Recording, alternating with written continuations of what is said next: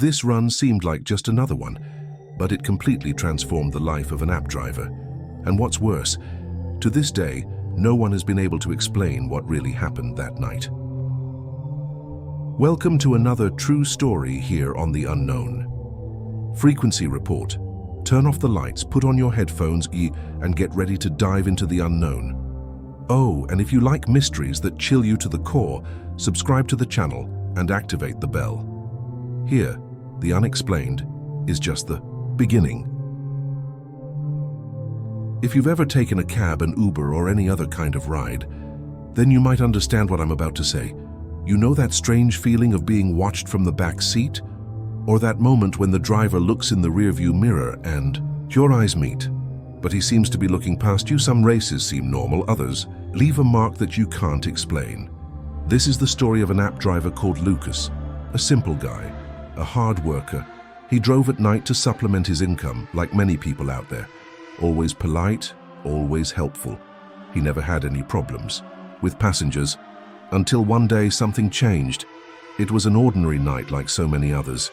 He finished his shift, parked the car, turned off the app, and went home. Or at least he thought he had. The next day, when he opened the app, he noticed something strange. There was an active ride, a passenger marked as en route, but he couldn't remember picking anyone else up. He thought it was a bug. He uninstalled, reinstalled, updated. Nothing worked. The race was still there. The passenger's name? Unavailable. He tried to ignore it. But every night after closing time, there he was again. The passenger who never got out of the car. An absent name, an endless race, and an increasingly strong feeling that he wasn't alone. Lukas was no different from so many other Brazilians trying to make ends meet. Math teacher by day, app driver by night. He would start his runs at around 6 in the afternoon and continue until after midnight, sometimes extending the journey until 3 in the morning, times of dynamic fares where the city seemed to be commanded only by headlights and silence. He knew the neighborhoods, the fast routes, the hidden shortcuts. He knew where the blitz usually took place, which bars drew the most passengers after midnight, and which gas stations sold the best coffee at dawn. He was a polite, discreet man, and rarely talked about anything. He preferred the radio on low, the window ajar, and his eyes on the traffic. There was nothing out of the ordinary about Lukas's nights. Until then, he had been driving the same car for 3 years, a silver sedan, leather seats, air conditioning that worked hard, and a crucifix hanging from the rearview mirror, a gift from his mother which he never had the courage to take down. According to him, it was good luck. The app's records show more than 4,300 races completed, all well evaluated, nothing to suggest that anything would change. But things began to change subtly. First, the app took a while to finish the ride. Then, the icon for an extra passenger appearing, even after disembarking. And then the feeling that he was no longer alone. And we're not talking about a simple software glitch. It was something Lukas could no longer ignore. At first, he thought it was just a system error, a bug of some kind. But when the problem persisted, he began to wonder, was it possible that the app had such a strange error? Every time a ride ended, the screen on his cell phone clearly showed the number of passengers, always one more. Even if he had dropped off all the passengers at the correct destination, the system insisted on displaying the wrong number. At first, Lukas thought that perhaps the previous driver had made a mistake when finalizing the ride. Perhaps someone had made a manual correction in the app and he hadn't noticed. But that didn't explain the unusual behavior that started happening afterwards. He checked the back seat more often. Every time he looked in the rearview mirror, there was a strange sensation, a feeling that something wasn't right. With each run, the number of passengers seemed to get more real, as if someone was actually there, waiting to be dropped off, somewhere Lukas didn't know. One night he even stopped the car and got out to check the back seat. There was no one there. The leather seat was perfectly empty, the same place where no passenger seemed to want to get out. His cell phone screen was frozen, and the number of passengers remained at 1 as always. But Lukas was no longer at ease. With each run, the feeling of being watched increased. The silence inside the car became unbearable. It was as if someone was waiting. He felt eyes on him, but when he turned around, no one was there. It was an invisible but palpable presence. He didn't know what was happening, but he knew with growing certainty that the problem went far beyond a simple application error. On the evening of June 26th, something changed. Lukas was used to the persistent one passenger left number on the app. It was strange, but he had learned to ignore it. The problem was that the invisible passenger was no longer confined to his cell phone screen. That morning, he finished a ride in the city center. The passenger thanked him, got off, and the door closed. In the reflection of the rearview mirror for a brief second, Lukas saw something that made him freeze. A dark figure sitting behind him, motionless with its head bowed, like someone waiting for the car to follow. He immediately turned around.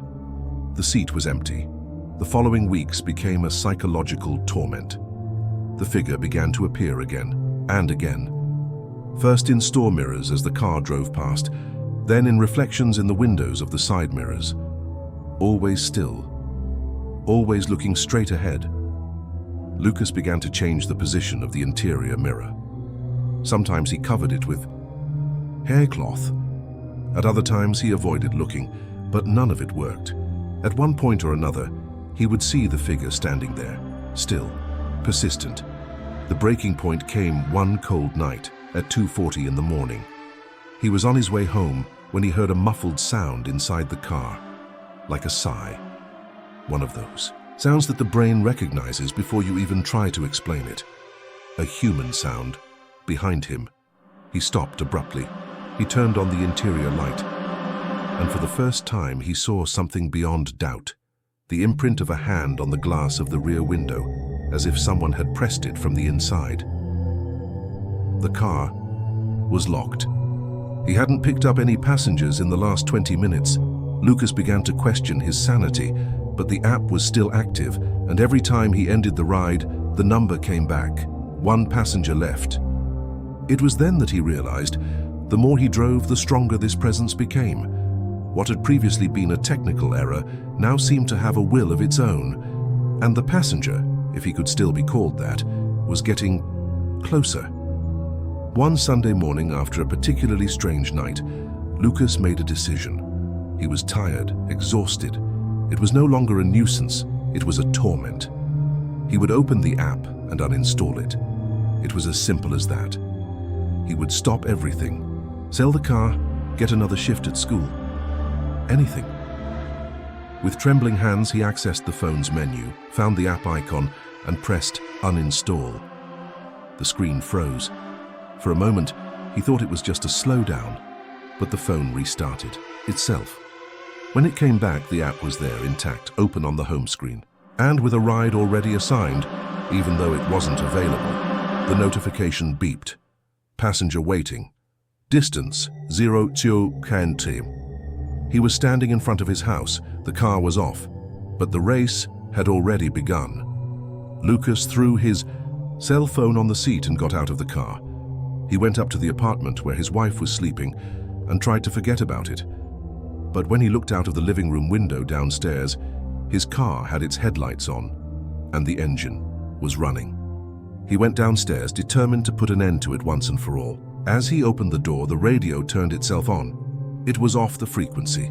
A low hiss, almost a whisper, and then the app flashed up on the screen. Route in progress. Do not stop. Over the next few days, Lukas tried everything. He reset the phone to factory defaults. He installed another SIM card. He changed the application password, but nothing worked. Every time he got behind the wheel, the system activated itself, always with the same warning, always with the same destination. None. He started driving in circles. The route never ended. No matter how hard he tried to find a way back, the GPS automatically reorganized itself. He no longer recognized the neighborhoods. Some seemed too old, others were simply empty. Normal rides dwindled. Real passengers began to disappear from the system, and each new trip seemed like another extension of the same route, as if the entire city had become a labyrinth under the control of something he didn't understand. That's when Lukas understood. He wasn't driving himself anymore. He was just the vehicle. The days and nights lost their meaning. Lukas no longer slept, he barely ate. He drove routes he didn't choose, taking passengers he didn't remember picking up. The feeling was that of being on the fringes of reality, as if something was pushing him out of the world of the living little by little, until one night, like any other, everything changed. The race appeared in the system without warning. No name, no address, just the message, passenger waiting, do not leave the vehicle. Lukas already knew this pattern, but there was something strange. The car was stationary, the engine off, and yet the back seat sank. This time, he didn't need to look to know. It was there, sitting there, breathing behind his neck. The rearview mirror reflected a figure that was clearer than ever. Grayish skin, wet hair, as if it had come out of a river. The deep-set eyes watched him with an abnormal calm. Lukas started the car, not by choice, but by instinct, as if resisting was pointless, as if he were driving for someone or something. During the race, the ghost moved for the first time. Slowly, it leaned its body closer to the front seat. Lukas didn't react. He didn't cry, he didn't scream. He just carried on driving, his knuckles white from gripping the steering wheel. In the following races, it didn't matter whether there were real passengers or not. The being was always there, sometimes sitting next to it, sometimes in the back seat, closer and closer. And then one night, Lukas saw himself reflected in the glass of the window. Only it wasn't him. It was the other guy. The same jacket, the same cap, but with empty eyes and a slight smile, as if the replacement was already ready. He finally understood. It was no longer a simple presence. It was an exchange in progress. It was a Wednesday. No witnesses, no emergency call, just a sudden absence. That night, Lukas didn't come home. The car was found parked in an alley on the east side, with the engine still warm, doors locked, cell phone in the glove compartment. No sign of a break-in, no trace of a struggle, just the app still open and a race in progress. The police assumed it was a common disappearance, just another driver missing amid the city's violence. But those who knew Lukas knew. He wouldn't get involved with anything out of line. He was methodical, cautious, and yet he disappeared as if he had vanished. The months passed and the car was repossessed. A new driver bought the vehicle for a good price. She didn't know the story. She didn't know that on the first night of use, the app would accept a ride by itself, that there would be no name, no destination, just the phrase, last passenger waiting. When she started the engine, she felt a chill. The windows fogged up inside, even in the dry early morning air. And before she even started, the back seat sank. And for the first time, she saw, through the rearview mirror, a man sitting with his head slightly lowered, as if asleep. He was wearing a cap, a jacket, and he had an almost imperceptible smile on his face. It was Lukas, but it wasn't. He didn't blink, he wasn't breathing, he was just there as part of the car. Since then, the vehicle has continued to move, always on the move, with rides that nobody asks for, carrying passengers who swear they feel something strange when they get in. Some say they saw a figure, others swear they heard whispers, but they all agree on one thing. It's impossible to delete the driver's account. Lukas is still driving, and it seems that he will never stop. If you've come this far, it's because something in this story has trapped you. So leave your like, subscribe to the channel, and activate the bell. Because believe me, there's a lot more coming, and you don't want to miss out on what's coming.